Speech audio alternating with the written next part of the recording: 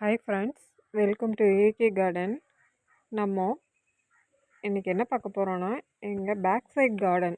இதுதான் எங்கள் back side garden. இங்கே தான் விறகடுப்பு பற்ற வச்சு இன்றைக்கி சமைக்க போகிறோம். சிக்கன் கிரேவி ஃபஸ்ட்டு செய்ய போகிறேன். சிக்கன் கிரேவிக்கு ஃபஸ்ட்டு அடுப்பை பற்ற வச்சாச்சு. வானல் வச்சு தாளிக்கிறதெல்லாம் பட்டை, கிராம்பு, பிரிஞ்சி இலை, சோம்பு எல்லாம் போட்டு தாளிச்சிட்டு வெங்காயமும் போட்டு கொஞ்சம் நல்லா வதங்கினதும் தக்காளியும் போட போகிறோம். அப்புறம் இஞ்சி பூண்டு paste, masala item, chicken masala, தனியாத்தூள், மிளகாத்தூள், மஞ்சள்தூள் இதெல்லாம் போட்டு நல்லா வதக்க போகிறேன்.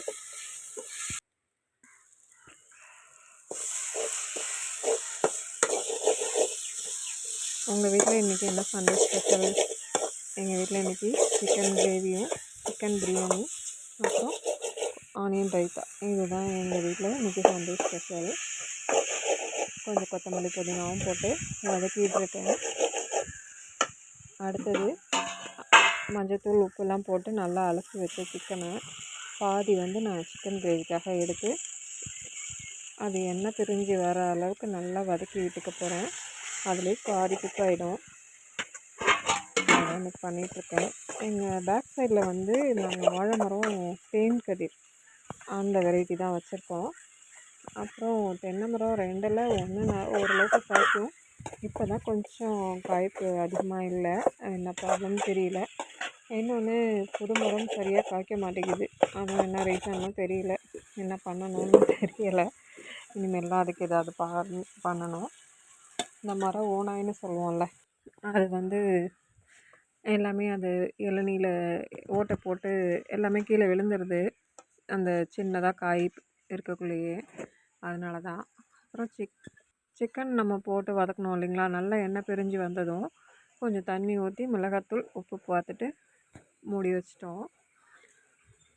இது நல்லா கொஞ்சம் கிரேவின்றதுனால நல்லா திக்காக வந்ததுக்கப்புறம் தேங்காயில் கொஞ்சம் ஒரு 4-5 முந்திரி பருப்பு போட்டு அரைச்சி வச்சுருக்கேன்.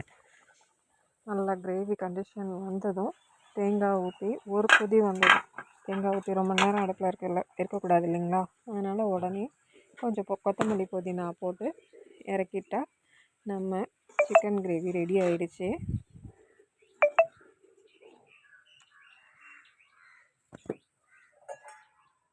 நம்ம தோட்டத்தில் ரொம்ப இடம் இல்லாததுனால தான் நம்ம டெரஸ் கார்டனும் பண்ண வேண்டியதாகிடுச்சு.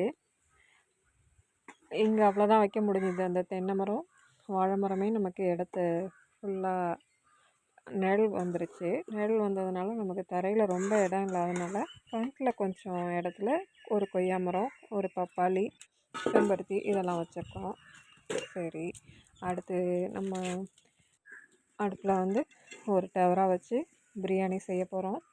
நான் இன்றைக்கி 5 பேருக்காக தான்ப்பா செய்கிறேன். கிரேவி வச்சாச்சு இல்லையா, இது தம் போடணுன்றதுனால 2வதாக நான் பிரியாணி செய்கிறேன். எண்ணெய் ஊற்றிட்டு கடலை எண்ணெய் தான் யூஸ் பண்ணுறேன். கடலை எண்ணெய் யூஸ் பண்ணிவிட்டு ஒரு 2 ஸ்பூன் நெய் போட்டுக்கிட்டேன். நெய் வாசனைக்காக ஒரு 2 ஸ்பூன் நெய் போட்டுக்கிட்டேன். அப்புறம் பிரிஞ்சி இலை, கிராம்பு ஒரு 4-5 கிராம்பு, ஒரு அரை ஸ்பூன் சோம்பு, பட்டை, கிராம்பு, அன்னாச்சிப்பூ, ஏலக்காய் ஒரு 3 இதெல்லாம் போட்டு நல்லா பொரிஞ்சதும் வெங்காயம் போட்டு வெங்காயம் பச்சை மிளகாய் போட்டுப்பேன். அது கூட கொஞ்சம் உப்பு போட்டு நல்லா ப்ரௌனாக வர அளவுக்கு வதக்கிக்க போகிறேன். இந்த சிலிண்டர் பிரச்சனையினால் எல்லோரும் இந்த மாதிரி திரும்ப பழையபடி இந்த விறகடுப்புக்கே மாற வேண்டியதாகிடுச்சு. பரவாயில்ல, இதெல்லாம் ஒன்றும் ரொம்ப ப்ராப்ளம் இல்லை. இந்த மாதிரி பொறுமையாக செய்கிறதுக்கு ஓகே. கொஞ்சம் காலையிலே ஸ்கூல் டைமோ இல்லை ஆஃபீஸ்க்கு அந்த டைமுக்குள்ளே செய்யணுன்னா தான் கொஞ்சம் கஷ்டம். அதுக்கு ஒன்று சீக்கிரம் எழுந்திரிக்கணும், இல்லை இதெல்லாம் கொஞ்சம் மேனேஜ் பண்ணி பண்ணணும். அதுதான் இப்போவே கொஞ்சம் ஸ்டார்ட் பண்ணிக்கிறேன். புக் பண்ணி ரொம்ப நாள் ஆகிடுச்சுப்பா, ஆனால் வரவே இல்லை. ஆன்லைன் பேவும் பண்ணிட்டோம், இன்னும் சிலிண்டர் வரலை. சரி, இருந்தாலும் ஃபுல் டைம் நம்ம சிலிண்டர் இல்லாமல் அவஸ்தைப்படுறதுக்கு இந்த மாதிரி மதிய சமையல் கொஞ்சம் லேட்டாக செய்கிறது தானே. இந்த மதிய சமையலை செஞ்சுக்கலான்னு இன்றைக்கி 3rd டேவாக செஞ்சிட்ருக்கேன். 2 நாளாக ஏற்கனவே 2 நாள் செஞ்சுட்டேன். இன்றைக்கி தான் வீடியோ எடுக்க முடிஞ்சுது. அதான் வெங்காயம் நல்லா வதங்கின பிறகு இஞ்சி பூண்டு பேஸ்ட்டு போட்டுக்கிட்டேன். இஞ்சி பூண்டு பேஸ்ட்டோட பச்சை ஸ்மெல் போனதும் தக்காளி போட்டுட்டு அப்புறம் நம்ம மசாலா ஐட்டம்லாம் ஒன்று ஒன்றா போட வேண்டியதான். எனக்கு மெஷர்மெண்ட்டு நானாக போடுறது தான்ப்பா. ஆனால் டேஸ்ட்டு நல்லா தான் இருக்கும். ஒன்றும் ப்ராப்ளம் இல்லை. நான் ஒன்றும் குக்கிங் சேனல் இல்லைங்களா, அதனால் எனக்கு தெரிஞ்ச அளவுக்கு சமைக்கிறேன். ஆனால் டேஸ்ட்டு நல்லா தான் இருக்குது. அதில் கொஞ்சம் சிக்கன் மசாலா, பிரியாணி மசாலா, தனியாத்தூள், மிளகாத்தூள், மஞ்சள்தூள், உப்பு, அப்புறம் கொஞ்சம் கரம் மசாலா, இது எல்லாத்தையும் போட்டு நல்லா வதக்கிட்டு கொஞ்சம் தயிரும் ஊற்றிக்கிறேன். கொத்தமல்லி புதினா இப்பயே போட்டால் கொஞ்சம் அதோடய ஃப்ளேவர் அதில் கிரேவியில் இறங்கும் இல்லைங்களா, இப்போ கொதிக்கக்குள்ளே. அதனால் இப்போ கொஞ்சம் கொத்தமல்லி தழை போட்டுப்பேன். கொஞ்சம் கொத்தமல்லி புதினாலாம் போட்டு தயிர் ஊற்றி வதக்கக்குள்ளே கொஞ்சம் அது நல்லாயிருக்கு பார்க்குறதுக்கு. கிரேவி கலர் நல்லா மாறிடுச்சு, நல்லாவும் இருக்குது. நல்லா வதங்கி எண்ணெய் பிரிஞ்சு வந்ததும் அது சிக்கன் ஓரளவுக்கு குக் ஆகிடுச்சின்னு அர்த்தம். அப்புறம் பாஸ்மதி ரைஸ் ஒரு அரை மணி நேரத்துக்கு முன்னாடி ஊற வச்சுருந்தேன். அரிசியை போட்டுட்டு நான் இன்றைக்கி 5 பேருக்குன்றதுனால கொஞ்சம் நைட்டும் ஒரு 2 பேர் சாப்பிட்லான்னு வச்சுக்கோங்களேன். பசங்க கொஞ்சம் பிரியாணினாவே விரும்பி சாப்பிடுவாங்க. அதனால் கொஞ்சம் எக்ஸ்ட்ரா தான் செய்கிறேன். ஒரு 3 டம்ளர் அரிசி போட்டுக்கிட்டேன், பாஸ்மதி ரைஸ். அந்த அரிசிக்கு 1 டம்ளருக்கு 1.5 டம்ளர் தண்ணி வச்சுக்கிட்டேன். தண்ணியை மெஷர்மெண்ட் பண்ணி ஊற்றிட்டு மூடி போட்டு மூடிட்டு அப்புறம் நம்ம அந்த உப்பு காரம்லாம் கரெக்டாக இருக்கான்னு பார்த்துட்டு நம்ம பாதி குக் ஆனதும் தம் போட்டுடலாம். தம்மு உண்டா? அப்போ இந்த கறியெல்லாம் நல்ல வேலை நமக்கு மழை டைமில் இந்த மாதிரி ஒரு ப்ராப்ளம் வரல அப்படின்ற மாதிரி யோசிச்சுக்கிட்டேன். வெயில் நல்லன்றதுனால இந்த அளவுக்கு அது மேனேஜ் முடியுது நம்மளால். இல்லைன்னா விறகுலாம் நம்ம எங்கே எடுத்து வைப்போம்? நனைஞ்சு போயிட்டு நமக்கும் நச்சன்னு அடுப்பு பற்ற வைக்க எல்லாத்துக்குமே கஷ்டமாக இருந்திருக்கும்ல. இப்போ வெயில் நாள்ன்றதுனால ஓரளவுக்கு மேனேஜ் பண்ண முடியுது.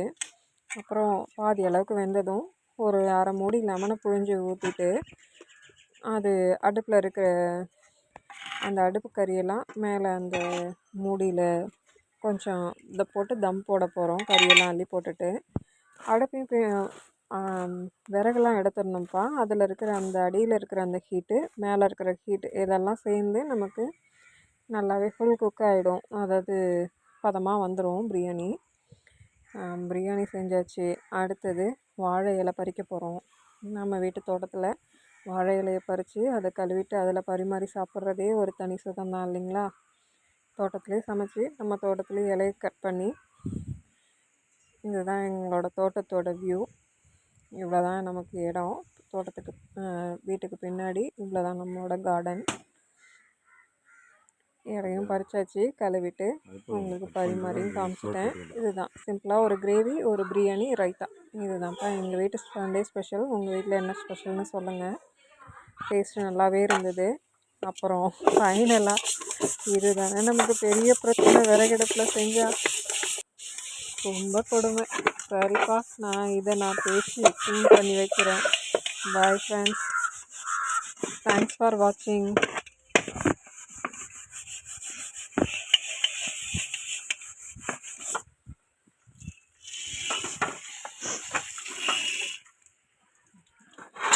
இன்னும் போகலப்பா. நெக்ஸ்ட் டைம் இன்னும் கொஞ்சம் விளக்கிட்டு தான் இருக்க போகிறேன். எனக்கு இதுதான் இன்றைக்கி பெரிய